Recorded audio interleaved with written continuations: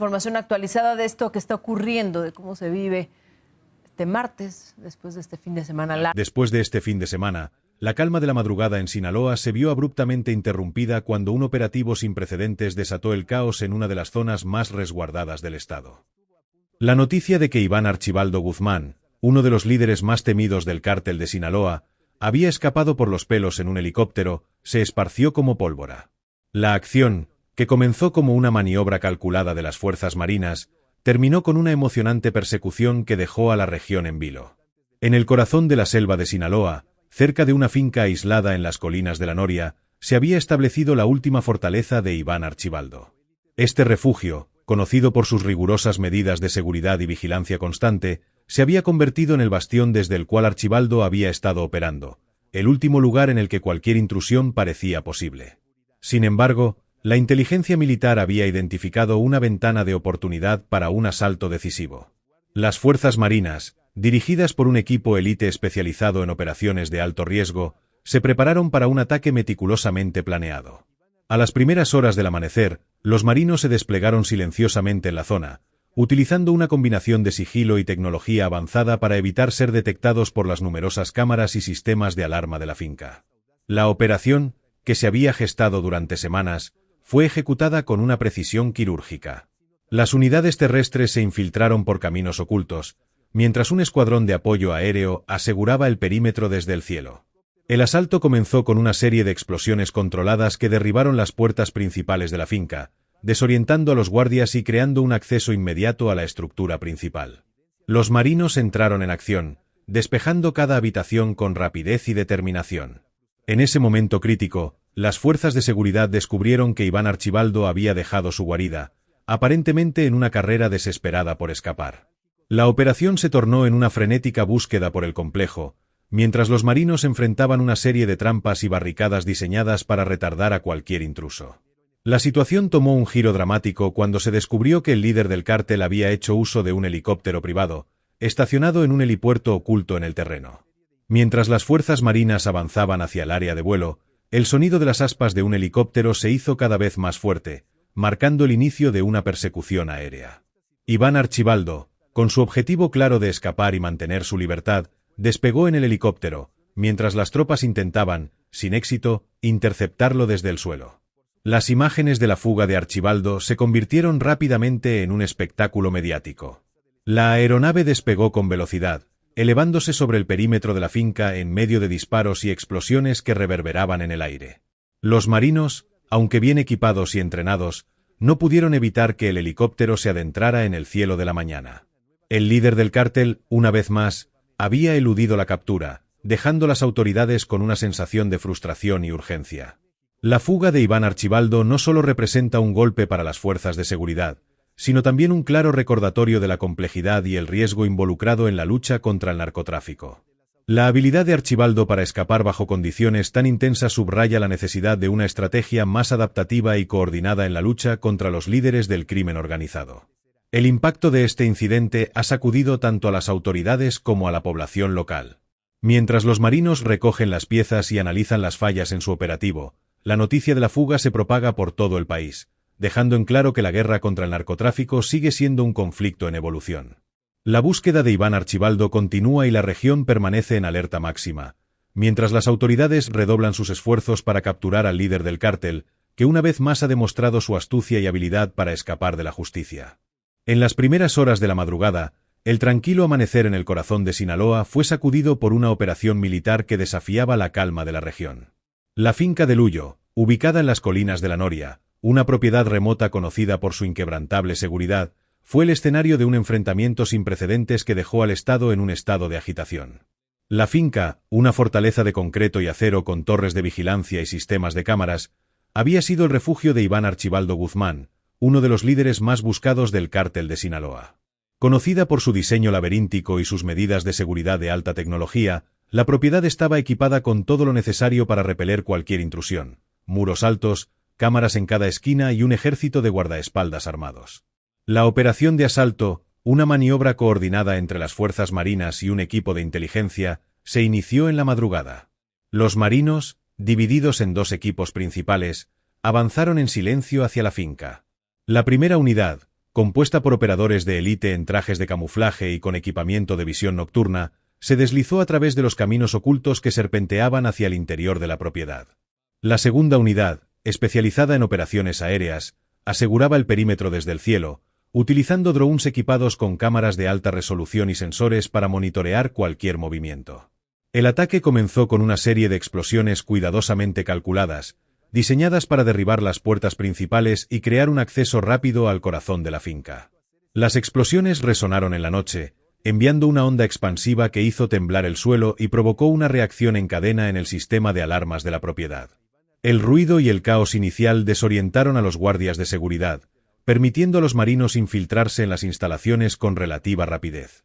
Mientras las unidades avanzaban hacia el interior, encontraron una serie de barricadas y trampas diseñadas para retardar el avance. Las paredes de la finca, revestidas con material antibalístico, desafiaban el avance de los marinos, que contaban con un arsenal impresionante. Los operadores estaban armados con rifles de asalto HKG-36, conocidos por su precisión y capacidad de disparo en ráfagas cortas, así como con fusiles de francotirador Barrett M82, capaces de atravesar el blindaje de cualquier barricada. A medida que se acercaban al centro de la finca, los marinos se encontraron con una sorprendente resistencia. Iván Archibaldo, previendo una posible incursión, había preparado un dispositivo de escape de emergencia, un helicóptero privado estacionado en un helipuerto oculto. El helicóptero, un modelo Eurocopter AE-650, estaba equipado con sistemas de navegación de última generación y armas de defensa básicas, proporcionando a Archibaldo una vía rápida para escapar. En el momento en que los marinos descubrieron la pista de vuelo, el helicóptero ya estaba en pleno despegue. Los sonidos de las aspas cortando el aire se mezclaron con el estruendo de las armas de fuego, mientras las tropas terrestres intentaban tomar posiciones para interceptar la aeronave. El helicóptero ascendía rápidamente, evadiendo las balas disparadas desde el suelo. Los operadores aéreos intentaron usar misiles guiados para derribar el helicóptero, pero la aeronave, maniobrando hábilmente, logró esquivar los ataques. El helicóptero de Iván Archibaldo ascendió hasta perderse en la neblina matutina, marcando el final de una operación que, aunque meticulosamente planeada, terminó en un golpe para las fuerzas de seguridad. El escape del líder del cártel dejó a las autoridades en una situación incómoda, con un sentimiento de frustración palpable y la urgencia de recalibrar sus estrategias. La finca de la Noria, después del asalto, quedó como un desierto de escombros, una evidencia del violento enfrentamiento. Las autoridades locales y federales se preparan para evaluar los daños y reorganizar sus tácticas. La fuga de Iván Archibaldo se convierte en una noticia que reverbera por todo el país.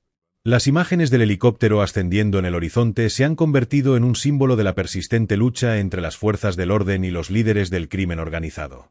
La búsqueda del líder del cártel continúa, mientras Sinaloa permanece en alerta máxima, temiendo las consecuencias de un conflicto que parece estar lejos de su fin.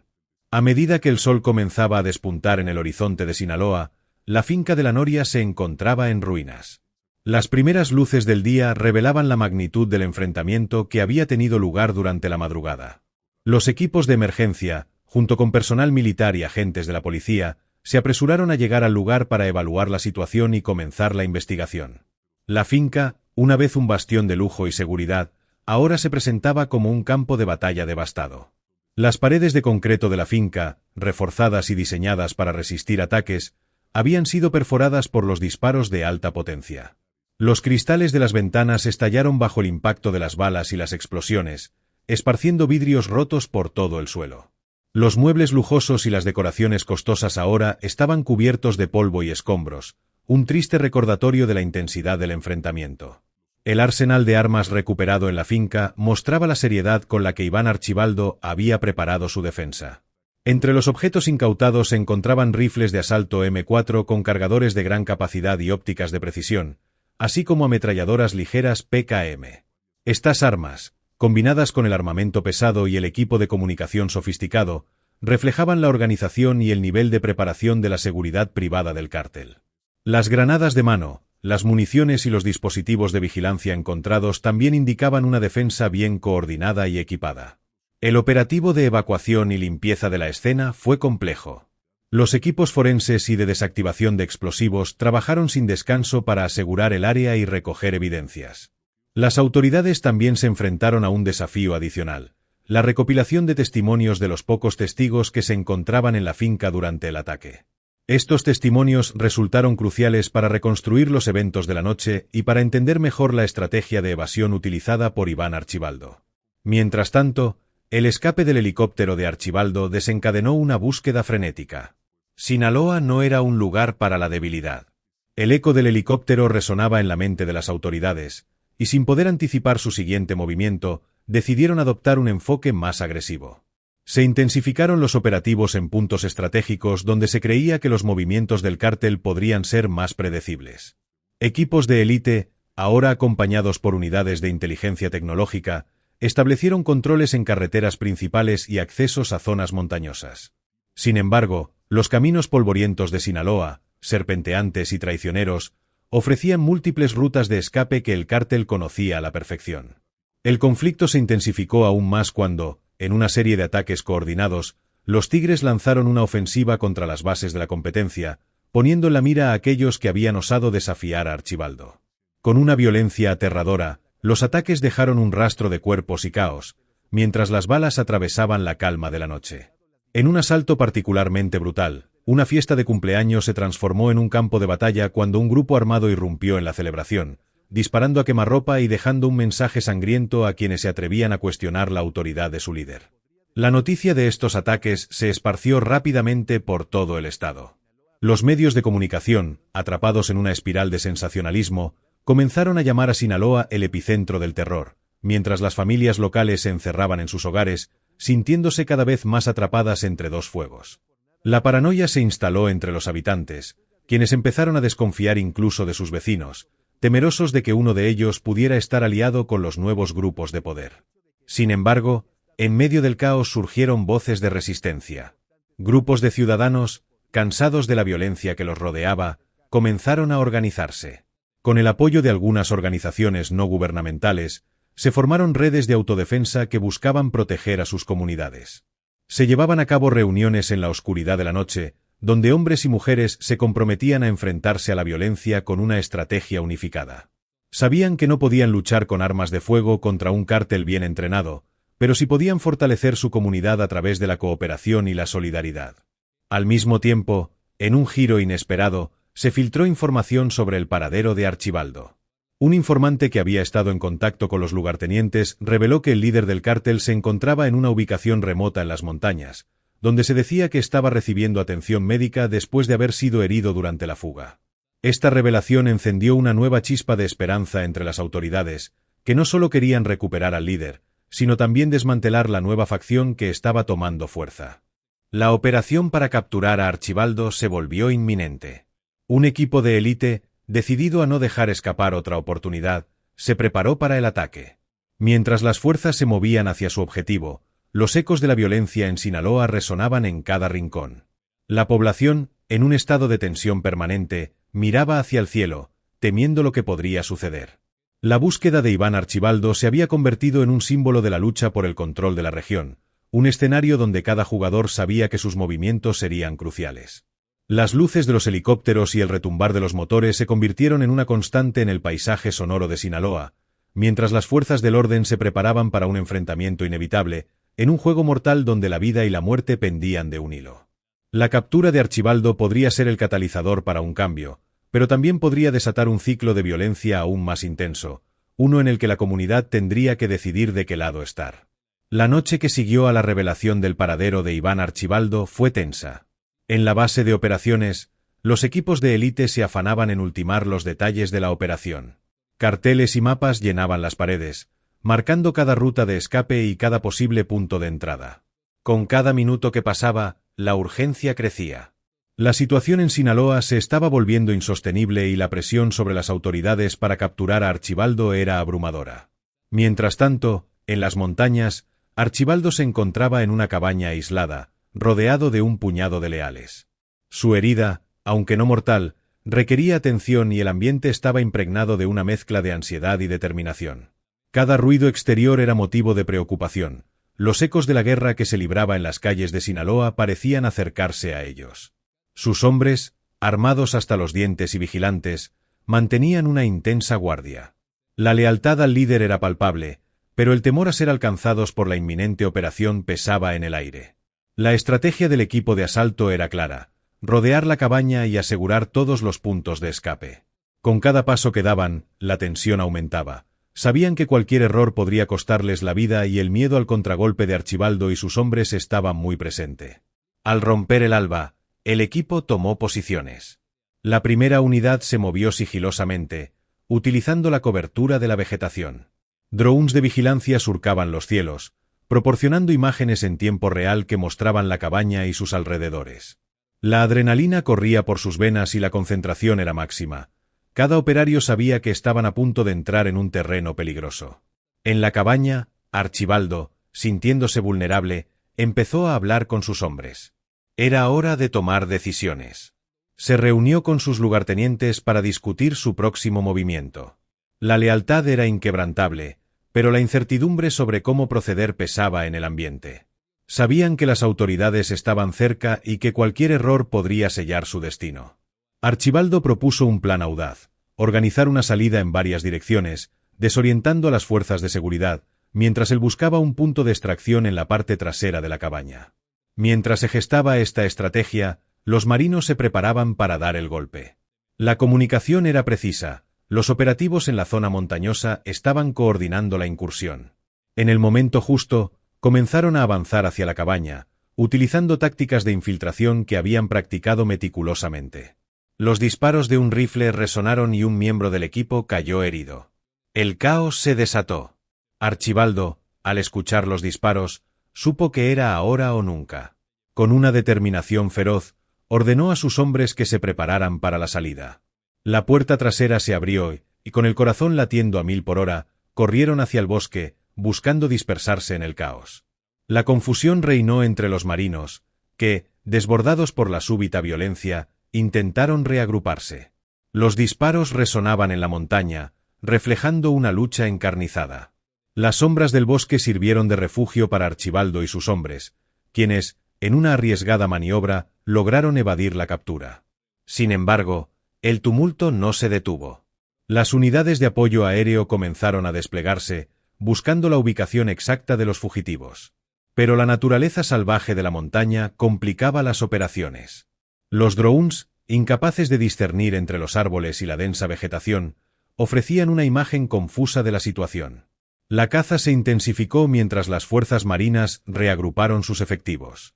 Archibaldo y su grupo, ahora desorientados pero en movimiento, sabían que su tiempo se agotaba. Tenían que encontrar una vía de escape y rápidamente comenzaron a dividirse, cada grupo tomando diferentes rutas. En su mente, la imagen de la libertad se convertía en un mantra, impulsándolos a seguir adelante. A medida que el sol se alzaba en el horizonte, la tensión en el aire era palpable. El equipo de asalto, reagruparse y con refuerzos, lanzó una ofensiva coordinada, buscando interrumpir cualquier intento de fuga. En las calles de Sinaloa, los rumores sobre el enfrentamiento resonaban. La comunidad, ya abrumada por la violencia, observaba con miedo y resignación, sabiendo que estaban atrapados en un ciclo que parecía no tener fin. Archibaldo, en medio del caos, comprendía que su supervivencia dependía de su capacidad para adaptarse. La lucha por su vida había comenzado no solo contra las fuerzas de seguridad, sino también contra el tiempo. Con cada segundo que pasaba, el riesgo de ser atrapado se incrementaba. Las decisiones que tomara a partir de ese momento podían definir no solo su destino, sino también el futuro del cártel de Sinaloa y de toda la región. La búsqueda continuaba y la montaña se convertía en un campo de batalla, donde el eco de la violencia resonaba en cada rincón. Las sombras de los árboles se alargaban, cubriendo un escenario que prometía un desenlace dramático. Las vidas de muchos estaban entrelazadas en este peligroso juego donde cada movimiento podía cambiar el rumbo de la historia de Sinaloa, un estado marcado por la sangre y la resistencia, donde los ecos del pasado se entrelazan con las decisiones del presente.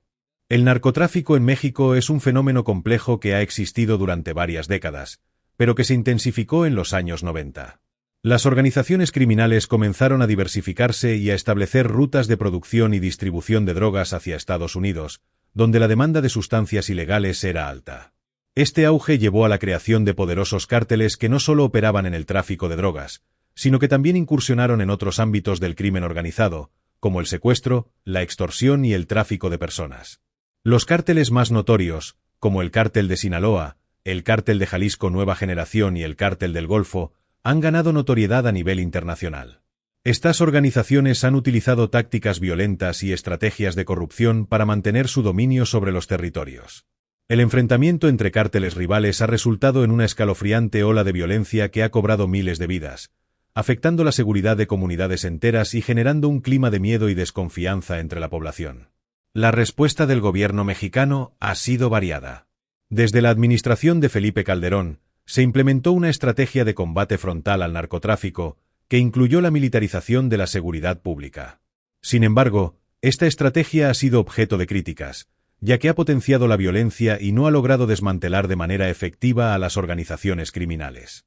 En los últimos años, varios gobiernos han intentado adoptar un enfoque más integral, buscando abordar las causas sociales del narcotráfico, aunque los resultados han sido dispares.